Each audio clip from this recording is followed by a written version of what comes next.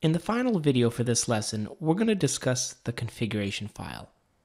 The configuration file for any Mastercam session can be found on the File menu and then down to Configuration.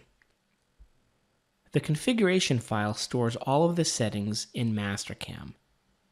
For example, the units, whether you're in inches or millimeters, the color of your background, the tolerancing you have for your geometry, all of that is contained in this file.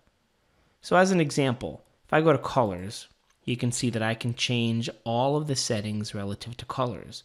So for example, what color the background is, what color the chain is when you select something. Under dimensions, I can choose the specific settings for any dimensions that I put on the screen. For example, what the tolerance is, what the size of the dimensions are, and so forth. You'll notice here at the bottom is what the current configuration file is. In this case, it's the metric file. If I was to change this from metric to inch, you'll notice that it asks me to scale my part. In this case, I want to say yes, because let's say this was a 100 millimeter block. If I said no to scaling it, it would turn it into a 100-inch block.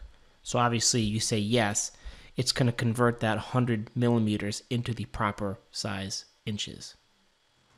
And now if I was to quickly analyze this edge, now it's listed as 7.874 inches. The equivalent in millimeters was 200 millimeters.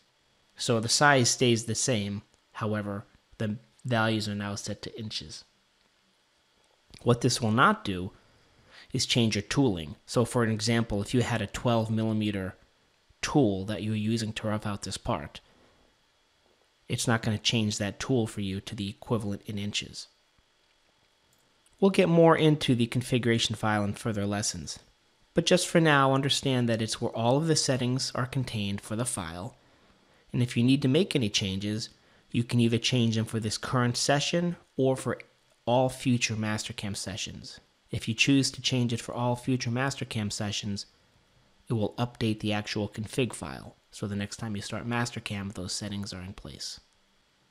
In future lessons, we're going to explore the config file in detail.